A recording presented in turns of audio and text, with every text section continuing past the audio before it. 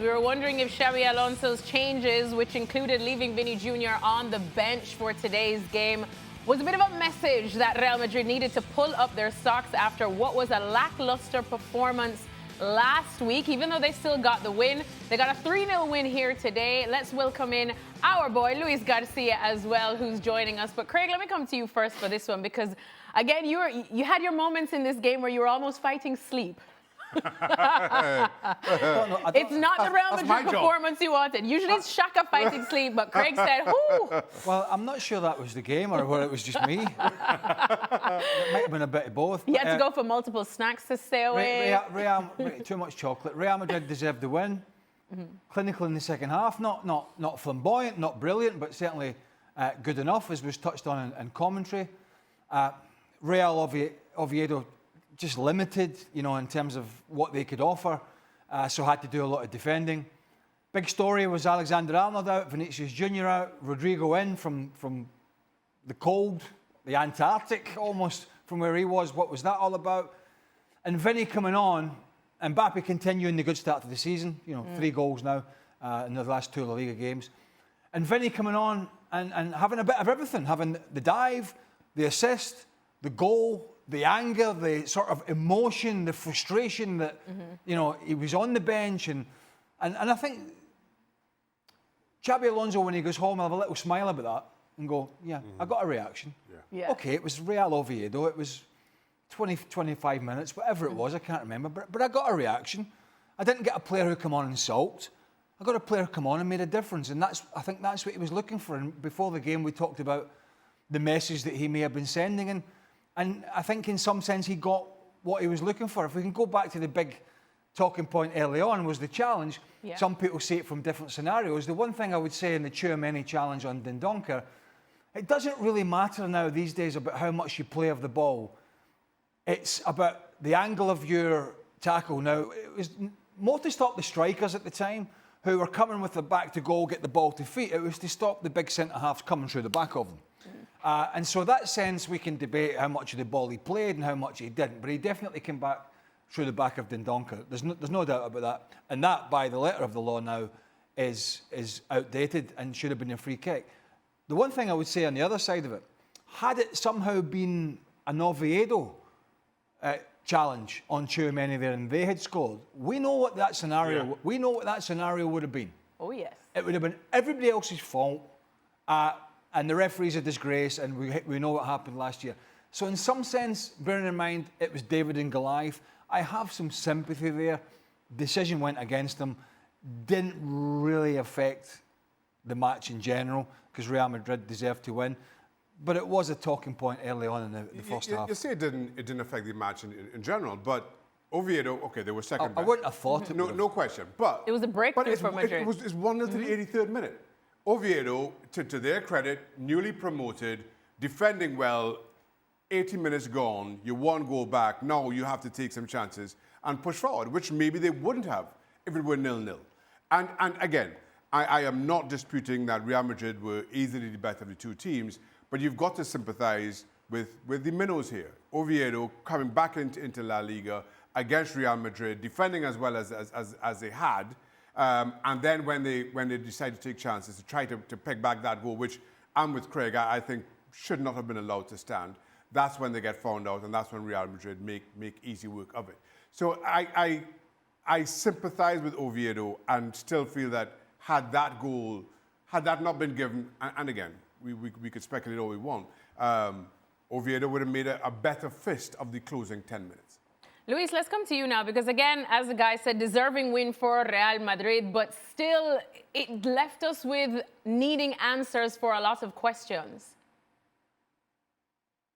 Yes, of course, because we saw a good Real Madrid. I think that the first 45 minutes show us a very dynamic Real Madrid with a lot of players moving in the center of the field, with a good speed on the ball, with the men on the wide areas trying to be players, with Mbappe that never stood into the center of the field, trying to find their spaces, trying to make a mess and bury a lot of doubts into the defense. So it was very difficult to have an eye on him every single time. That's why he received in that great, fantastic position and made a fantastic goal. But it's true that in the second half we saw a totally different Real Madrid. I would like to think that is because Real Madrid didn't have a break during this season, if that makes any sense. They went to the Club World Cup, then they have to stop for a couple of weeks to have a little bit of rest, but they start very quick into the La Liga. So right now the player is still not maybe 100% fresh, and they have a very low in the second half, because definitely I think with the Real Oviedo making a little bit more of the game, having more the ball, pressing a little bit high on the field, made a lot more difficult for Real Madrid. But we didn't see the same intensity of Real Madrid in the second half. So I will give that to Real Oviedo. I like what I saw from Real Madrid in the first 45. It was only one goal. The two other goals, they came with Real Oviedo open up and leave a lot more space behind. So you know that if you got Vinicius or Mbappe right there, you're going to be punished. And in the end, overall, a good result for Real Madrid. Of course, you need to continue fixing things. There is a new manager, new players. I think the life can change so much for a player. And I'm going to point today Arda Güler, that last year struggled so much to get minutes. In the last 3-4 games of the season, start playing in the center midfield. And right now is a key player for Xabi Alonso. So for all the players who normally don't get a lot of minutes, you never know what is going to happen when a new manager arrives. So I think a good 3 points for Real Madrid, and I'm sure that we are going to continue seeing better and better. And I know that it's pretty clear that, Luis, that Xabi Alonso was sending some sort of message to Vinicius Junior, because Rodrigo's not really going to play much at all. If he's at Real Madrid by the end of the transfer window, that's debatable. Even if he is, Vinicius is going to play. What's your reading of the other big decision today? Carvajal and Trent Alexander-Arnold. Obviously, Alexander-Arnold played against Osasuna. Carvajal's fit again, and he got the nod today. What's your reading on that scenario?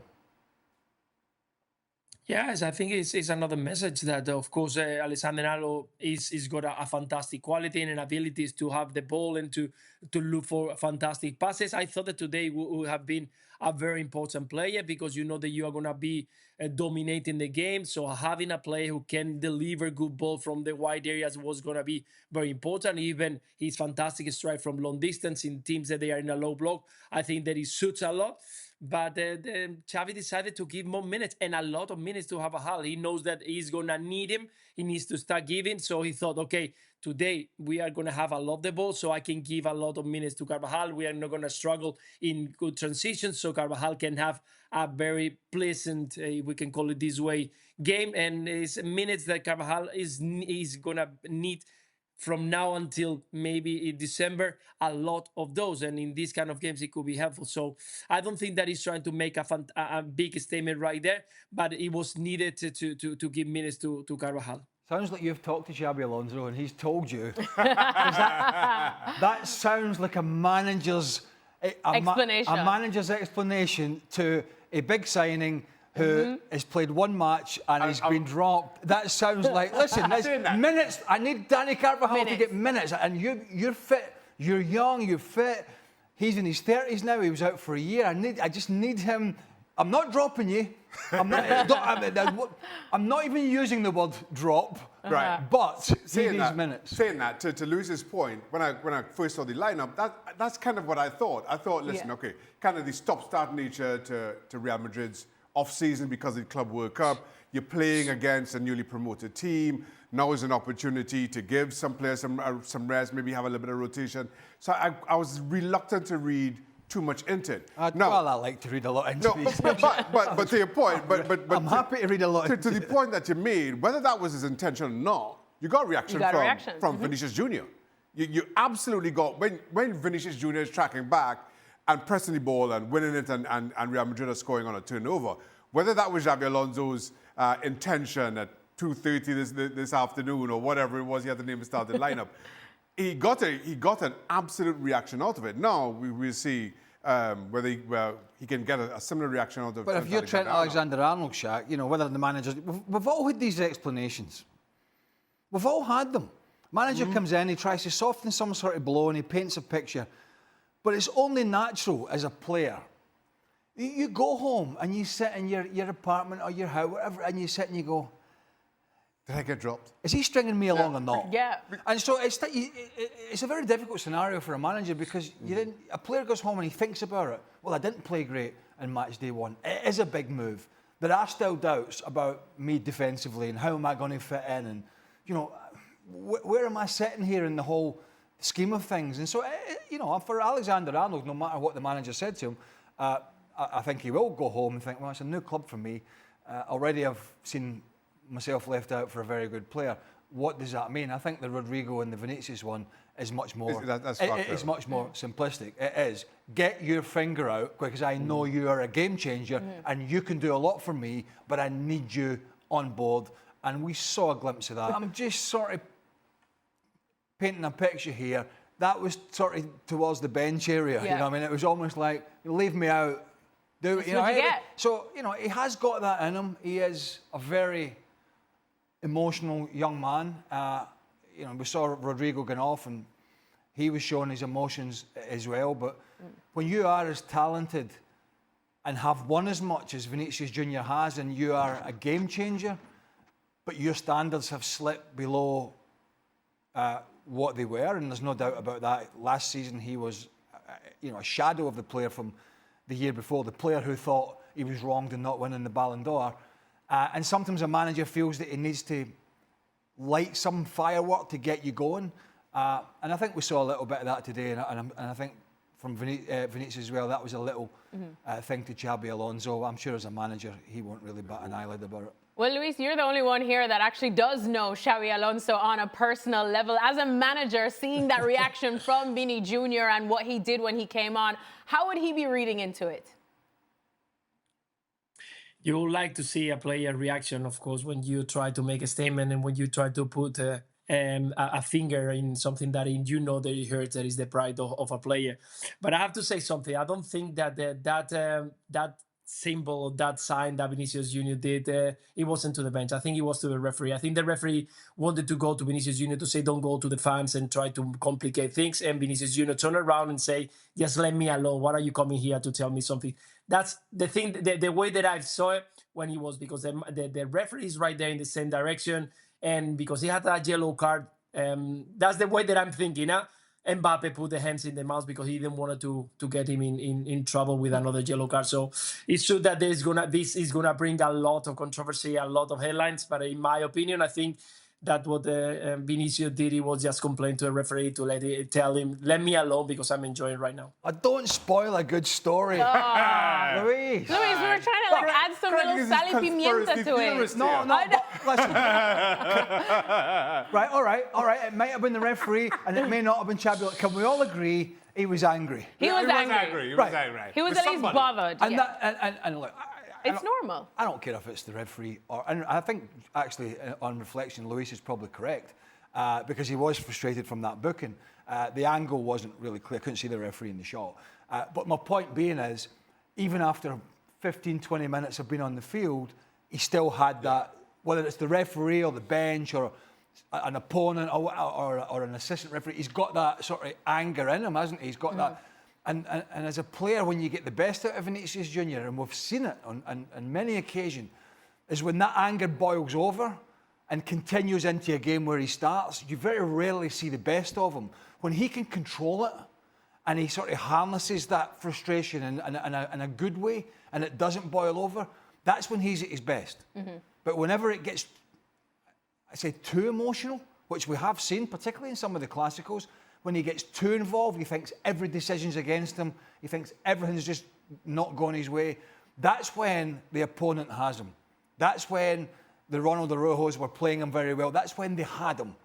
When his emotions sort of boiled over and it took him away from his sort of game head.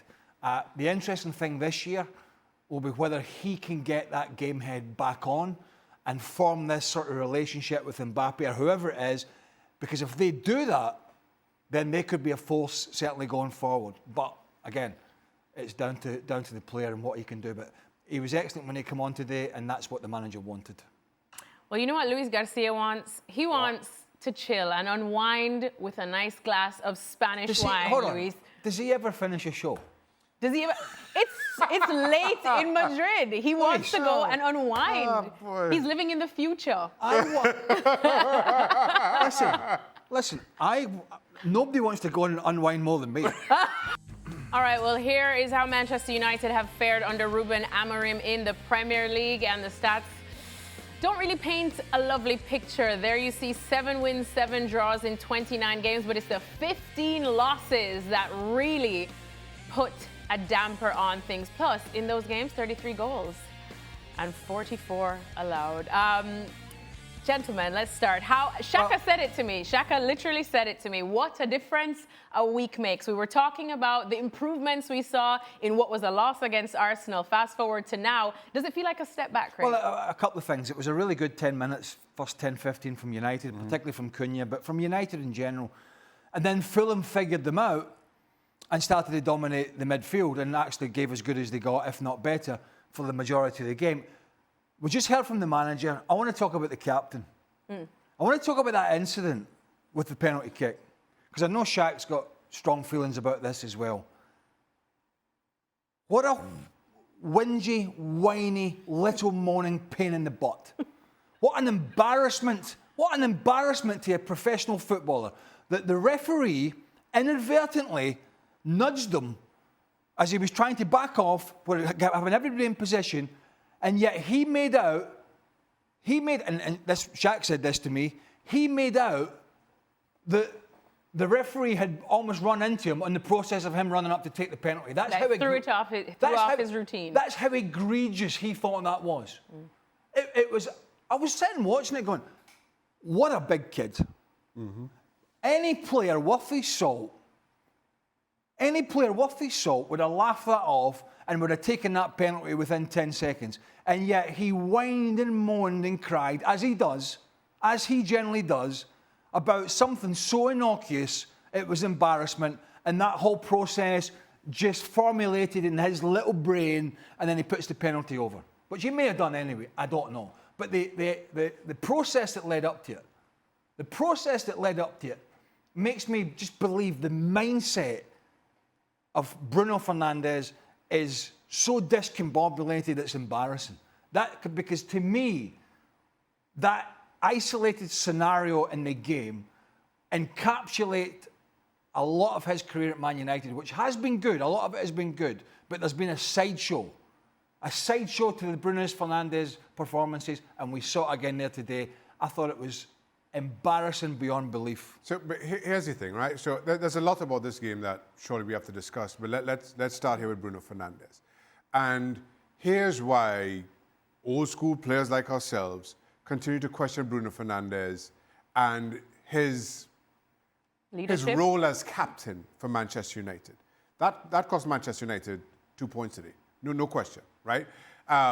So during the game, watching here in the US, a lot of the commentary, a lot of the discussion was about whether that bump put him off, whether it should have put him off, whatnot. Immediately after the game, I see Bruno Fernandes does an interview and says, no, that didn't put me off.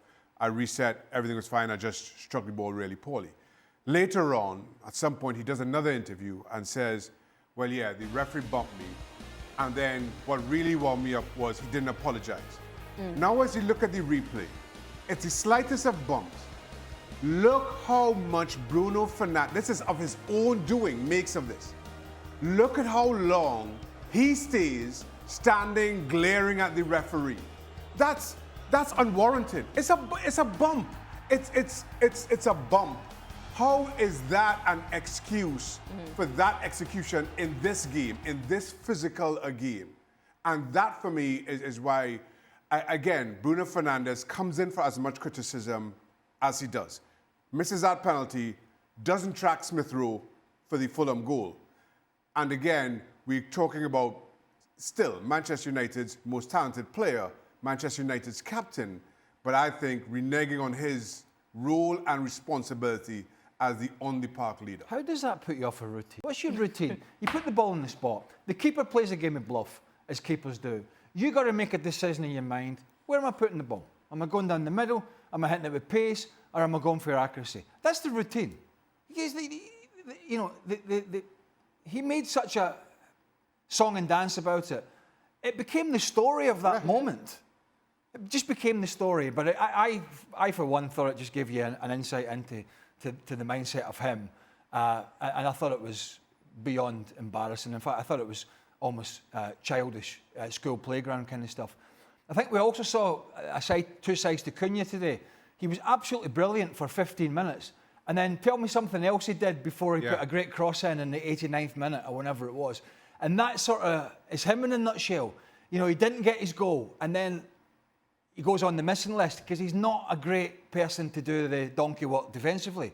And so he's a fantastic player, didn't get his goal today, and then goes missing. And then you've got the pressure that has been put on the Man United midfield, which we've all talked about, as Fulham started to take the game by the scruff of the neck. United start to look a little flaky, or a lot flaky, in the middle of the park. That's another scenario that Ruben Amorim has to fix. And the absolutely glaring one, which I shouldn't have to tell anybody, is I'd love to read the scouting report on Altay. Because there has to have been a scouting report on this goalkeeper. And if somebody has said, very good at set pieces and good in crosses, then you're out of job. Have you ever seen an elite level goalkeeper, Shaq, at this level on multiple games look as if he is frightened to death whenever somebody swings the ball in under his crossbar? Which begs the question, by the way, from a Fulham's point of view, when they had it on the other side, why they didn't send out a Sessegnon or a Robinson to whip it in left-footed and send Lukic out to whip the ball away from the goalkeeper.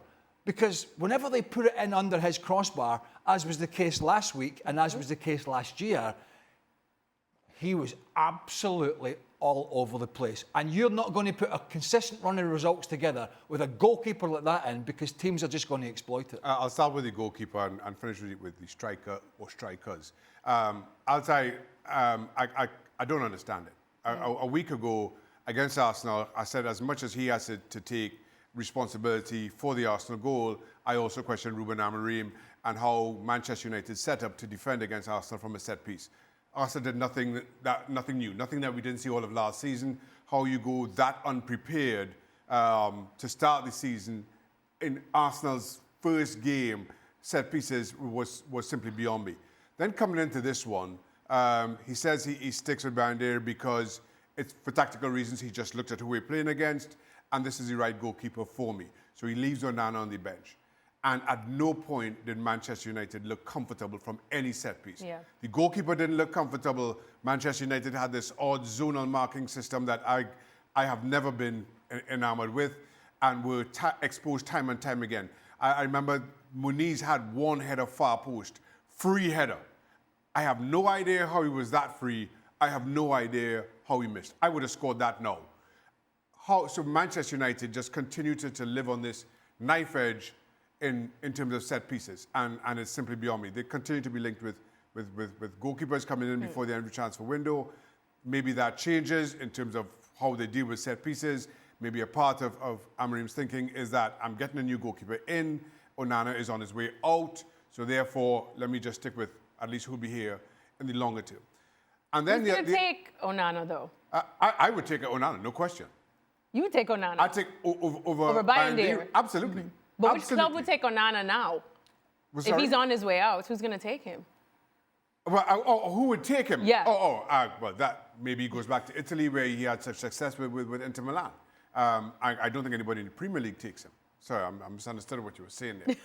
But let me... You can't be that bad. You cannot continue with, and I'm not an Onana fan, you cannot continue with a goalkeeper who is so horrendous. And I'm not suggesting that the defensive structure is great, but he is so bad on those in-swingers, it's scary. He has zero presence in goal. Yeah. He really does. Now, there's a lot you could say about Andre Onana, but at least he has a presence. At least he has a voice. At least you can see him shouting with the back four. No, he makes a lot of mistakes, and a lot of them are glaring.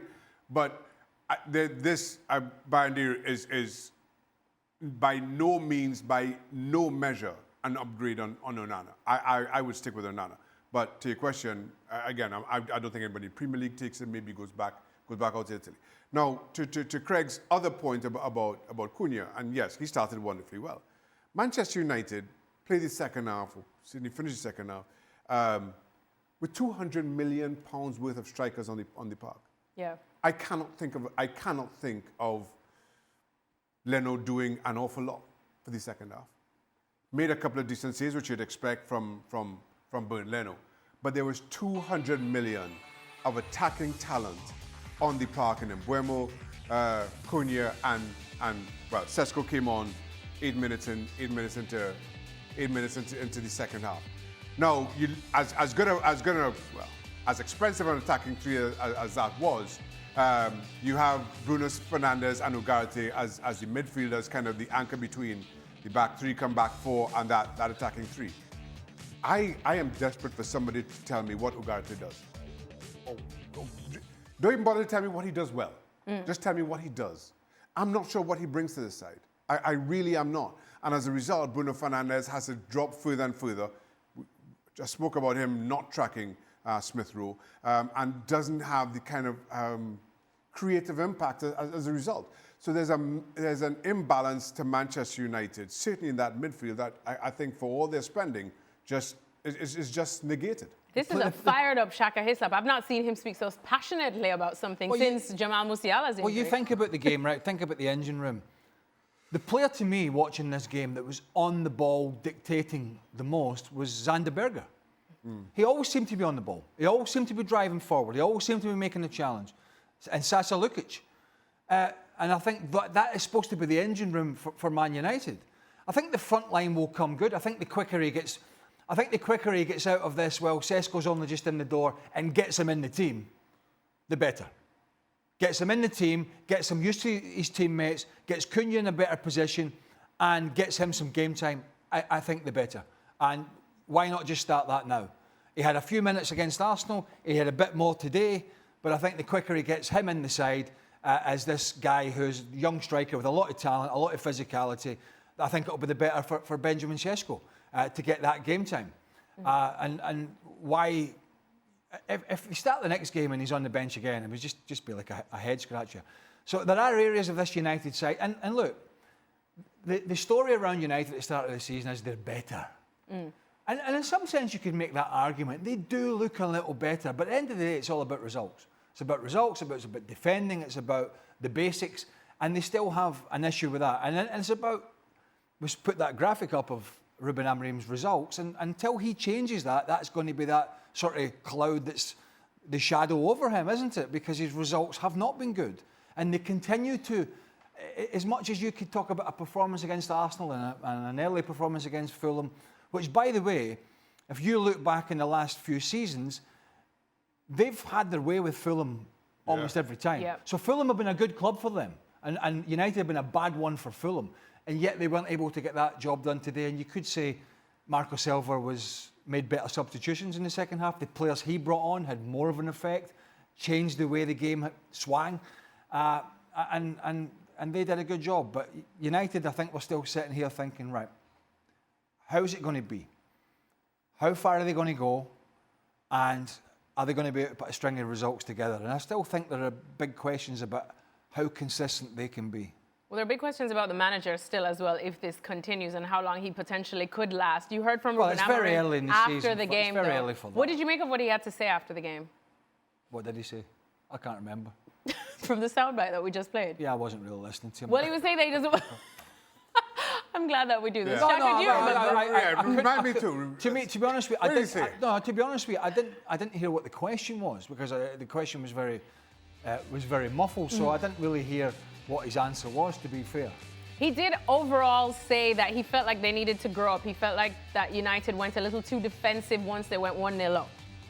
Well, he made defensive substitutions as well. He brought Ugarte on. So he brought Harry Maguire on. Okay, that might have been for some set pieces and so forth. But, you know, his captain needs to grow up. For starters. He might be their best player, as Shaq said, and their best passer and their best set piece player, and the guy who's going to assist and all, but he needs to grow up. But guess what? We've known that for quite a few seasons now. He spends a lot of time moaning and whinging at referees. And what we saw today, and there might be people sat at home saying, what's that got to do with the game? We've sat here and talked about Vinicius Junior for Real Madrid, and how when he gets off his game head and into the arguing with the referees and into the world's against me, you don't see him at his best. So are you telling me that when Bruno Fernandes is in this mindset, which is quite a lot, by the way, we're going to get the best, we're going to see the best out of Bruno Fernandes? I'll have that argument. And again, what he did today with that penalty, absolutely beggared belief. It beggared belief. To that point, and what Amrim had to say, again, as I was saying to be walking into the studio, a week is a long time in football. This time last week, Ruben Amorim was, albeit in a loss to Arsenal, saying that Manchester United have shown that they could beat anybody in this league. Yeah. Now, all of a sudden, a week later, they're second best to Fulham, who, to Craig's point, I think they've won their last 8 before today at Craven Cottage. So that speaks volumes to kind of how differently things have shaped up. And to that point, while it's maybe easier when you're trailing Arsenal to take chances, to be more adventurous, to attack a team like Arsenal. And Arsenal will let you play football because they fancy themselves in a head-to-head matchup. That's fine. You can look good in a 1-0 defeat against Arsenal in that way. Now when you go up against Fulham and you have to defend that lead, it shows a weakness of their mentality in terms of, no, let's go ahead and kill this game off. And again, it's terrible to compare this Manchester United with the teams that we played against.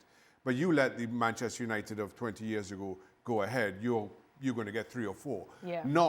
Not see a team kind of regress and play on the back foot and not quite sure, knowing what they are to do next. They in so many ways, I thought Manchester United got lucky. And before we move on, I have to say this. Listen, I am all for Bassi on Mount was a foul and a penalty.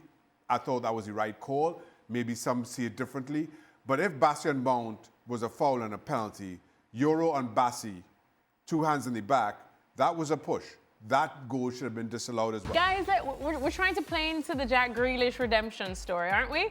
No, we're focusing on this one now, shall we? Because Newcastle up against Liverpool. Oh, bring it on. Can it be tomorrow already? Here are the predictions that the guys have said. Oh, Craig's gone for a draw and Shaka has gone for a very hopeful 1-1 draw. Let's get into it, shall we? Because we all know the big headline that is hovering, the big Alexander Isak cloud that is hovering over this game. Shaka, this is the one that you're waiting on, and I don't know if you're excited for it, if you're like, bring it on, or it's scaring you. You described me as a hopeful 1-1 draw, and I laugh because that is exactly what it is. Oh, I know. It's a hopeful 1-1 draw. Listen, I think the game is at St. James's Park, and given the backstory to this, I just feel that this is about Newcastle fans at their loudest and a team that responds. Yeah. It's as simple as that. I'll be honest. Otherwise, pound for pound, player for player, Liverpool should win this and win this quite easily, especially with a Newcastle and Isak-less Newcastle United. But this is about the emotion of what's been happening over recent weeks. And I think that is what provides at least some winning in Newcastle's sales to get the 1-1 draw.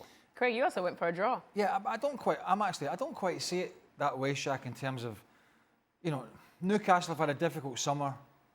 A lot of headlines, a lot of negative headlines. Eddie Howe, far from perfect, but they're at home. Still got a good side. Still got good players. Still got the big crowd behind them. And this is a Liverpool side that, let's be honest, they have hardly convinced from the Community Shield to the Bournemouth game.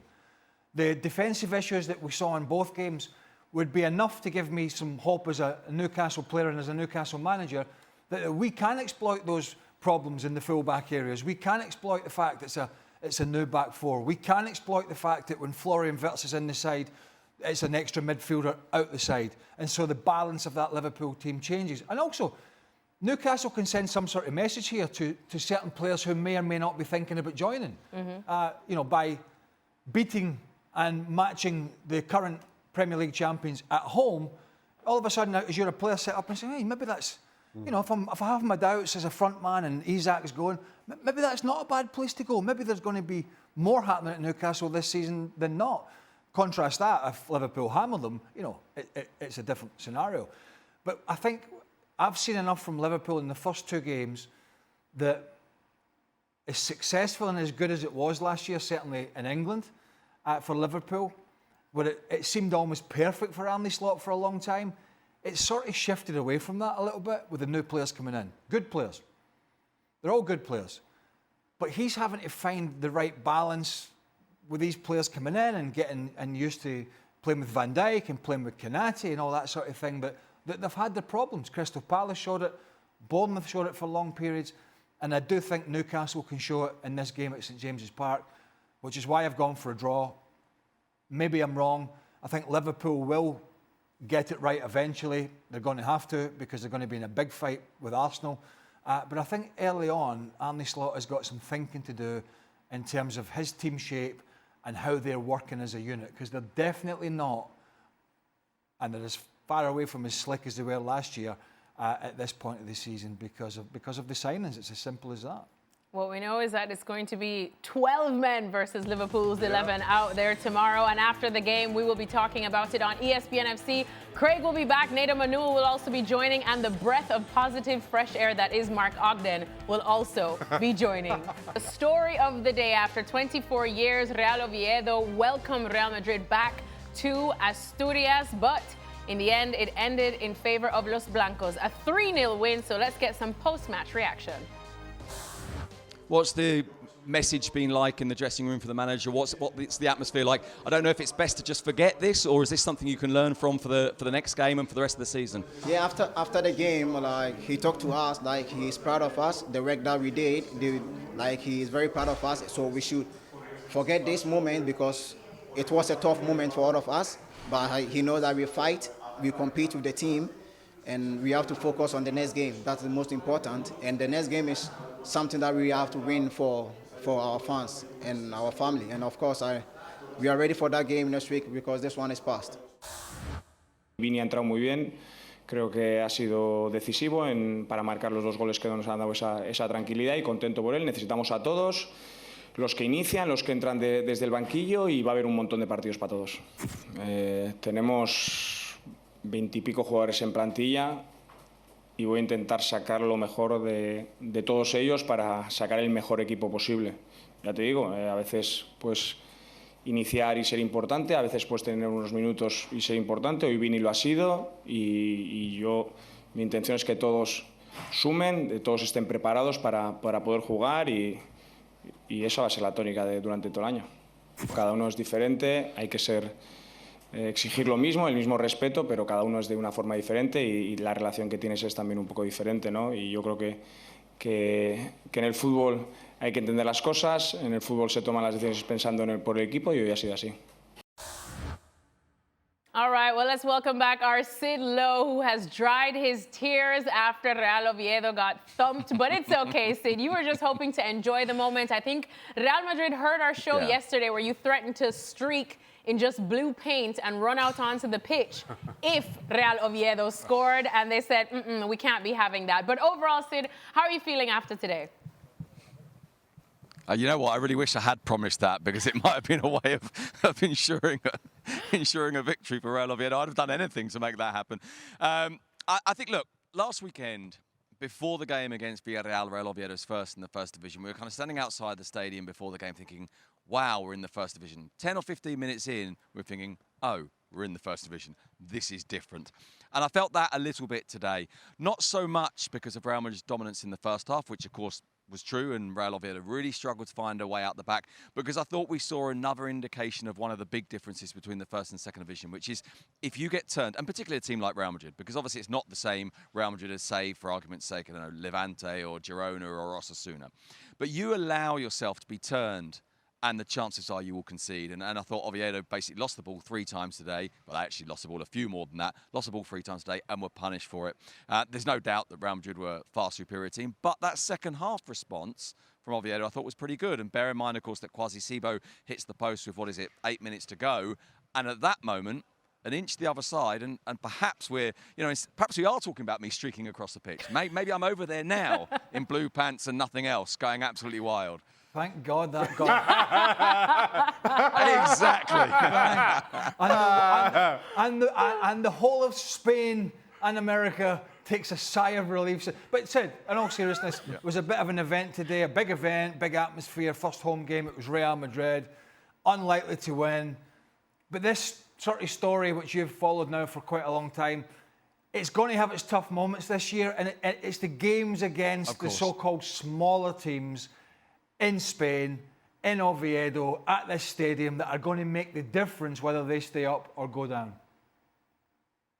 Yeah, absolutely. There was an interview with one of Oviedo's players a couple of days ago in the local press, and he said that Oviedo played a kind of a pre-season tournament during the summer, and it was also designed to be a kind of like a testimonial for Santi Cazorla, because of course there was an assumption that he might leave, and he's not doing. And he said that he'd spoken to Xavi Hernandez, who came here because of Santi's testimonial, and Xavi had said to him, listen, if you get to week 6 with no points, don't panic. And if you look at Oviedo's opening fixtures, so they've had Villarreal away, a Champions League team, Real Madrid at home, pretty much the biggest club in the world. Next weekend, they play Real Sociedad, a European team in recent years. They go away to Getafe, which isn't necessarily the hardest game, but it's likely to be the hardest in physical sense of all the games. Then they go away to Elche.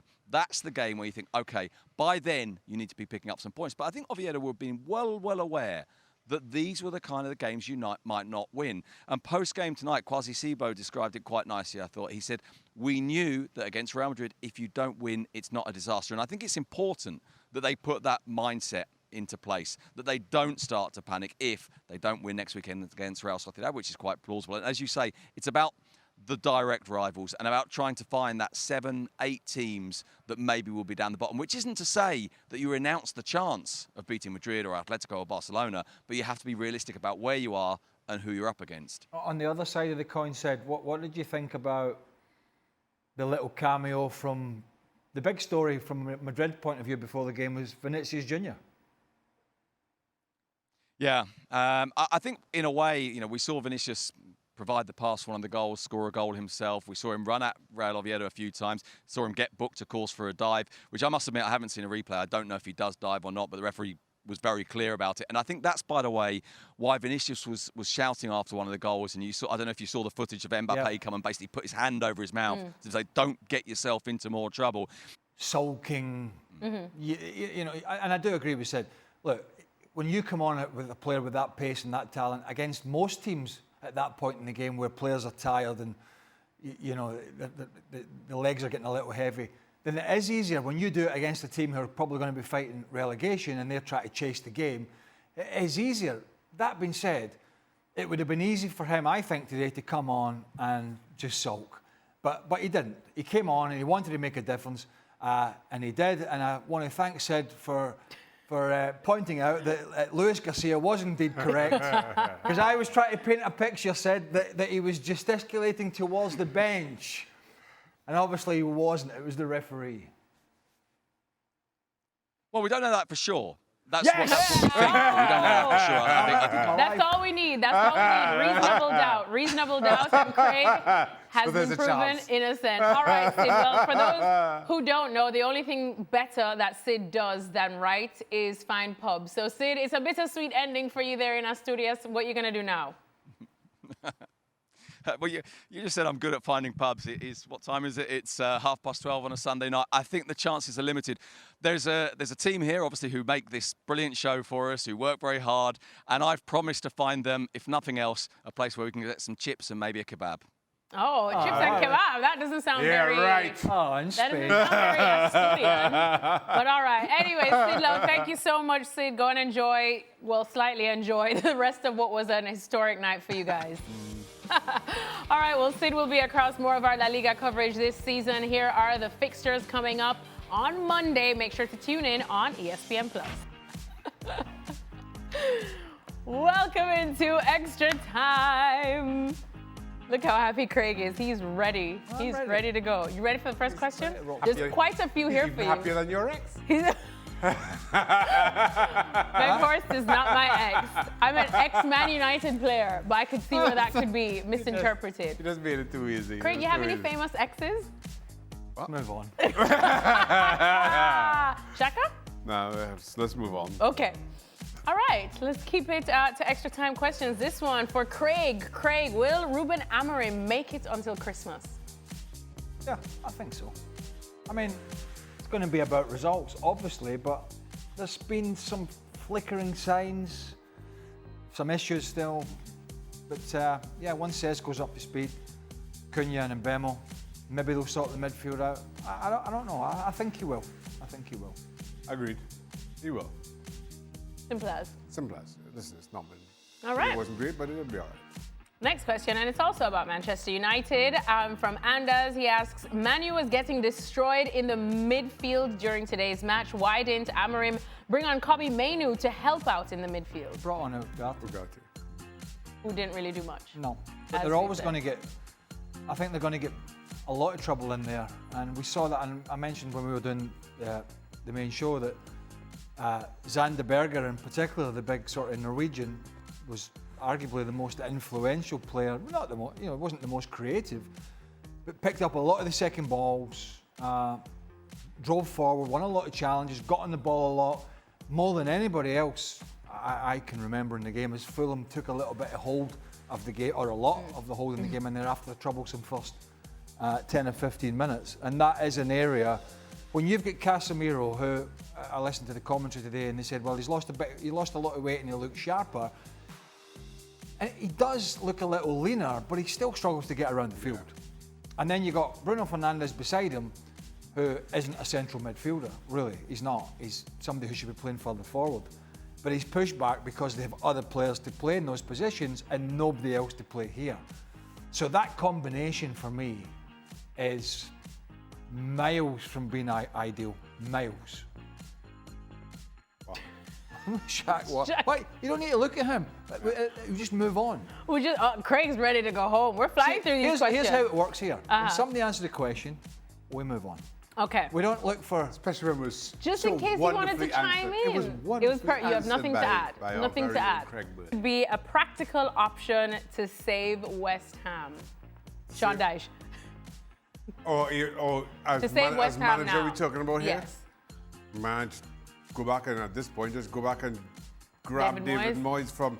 What was the name of the new stadium? What about the new? The Dickinson. Dickinson Hill. Yeah, double barrel name thingy. I'm not sure. Listen, I'll be honest. Now there's been a succession of really good managers at all fields, bar David Moyes. Lopetegui. I thought Potter would do wonderfully well at West Ham. Didn't have a good back end of last season, but I thought given a pre-season, if they spend some money, West Ham, I thought Potter would do really, really well. But my goodness, it's been a hard watch. Well, I thought we're 2 games in. I mean, I thought he'd do well, but I wouldn't have put the word wonderfully. Well, wonderfully. What wonderfully well means.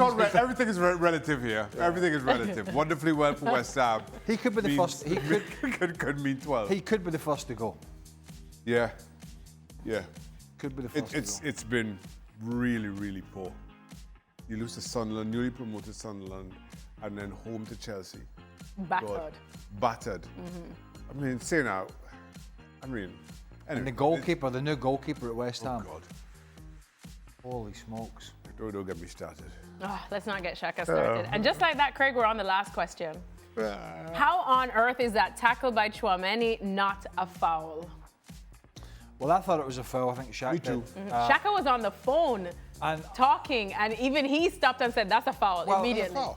I think years ago, we'd all have been up in arms going, game's gone soft, he's played the ball, and which he probably did play a bit of the ball, but they changed this law many years ago to stop.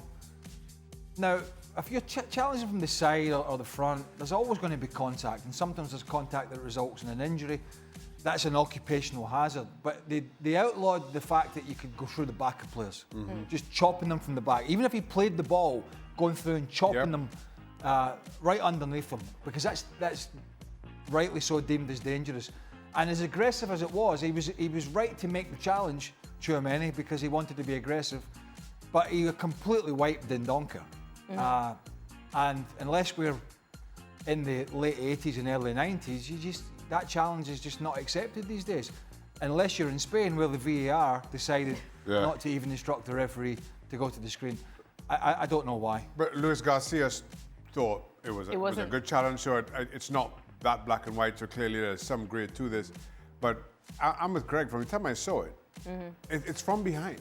So does not matter how much of the ball that you got. From the time you come into the back of someone, that's a foul and has been for quite some time. So I thought definitely should have been given the goal disallowed.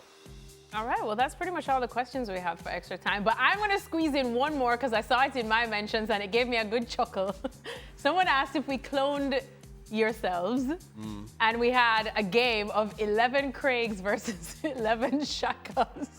Are we cloning ourselves now or are we cloning ourselves 20 years ago? Prime, in both your primes. I was 11 of me's, which, by the way, you just wouldn't want. 11 Craigs versus 11 Shakas. That's 12 Craigs too many right there. Yeah. But who would win in a game of football? I agree with that. Full 90. And I think I'm not alone. How would I get the ball past 11 Shakas? You could be quick and nimble. No, but you just. What are you trying to say? There's ways that just because you're big does not necessarily I mean... was quick and nimble once upon a time, but have you know? Yeah, when you were 3. But I don't know Shaka on the ball. I feel like Craig on the ball would be better, but then it's just like, how do you score? Well, if I'm not better on the ball than a goalkeeper, no problem. Have you ever tried to keep? In Do you think you could? Oh. You see outfield players put on a pair of gloves. Yeah. You're in for a laugh. It is so much fun. I remember John O'Shea had to do it for Manchester United ages and ages ago, and Robbie Keane was like flying down and he managed to save a shot one-on-one. Don had to do it. Man, Don had to do it. Stevie had to do it. Stevie put on the gloves. Stevie had to go and go for a game. A professional game. Yeah. The funny thing is, as you say, if you put... How many would I put? If you put like a goalkeeper and an ex-player, never told anybody, you know, if you brought 10 people from the public off the street and said, come in here and tell us which one is a goal, it would be so obvious. It'd be so obvious. Which one? Yeah. It just is. But we all think we could play in goal. Yeah. And we know we can play out. We know we can play out. You do. You're good with your feet, Shaka. That's right. You're a modern day goalkeeper. That's right. Love that. Well, there you got a bonus question to whoever sent that one in that I saw in my mentions. I loved it. 11 Craigs and 11 Shakas. Oh, the world would be such a magical place if that happened. Good night. Speaking of a magical place, please tune into our show. We are on 7 days a week on ESPN Plus.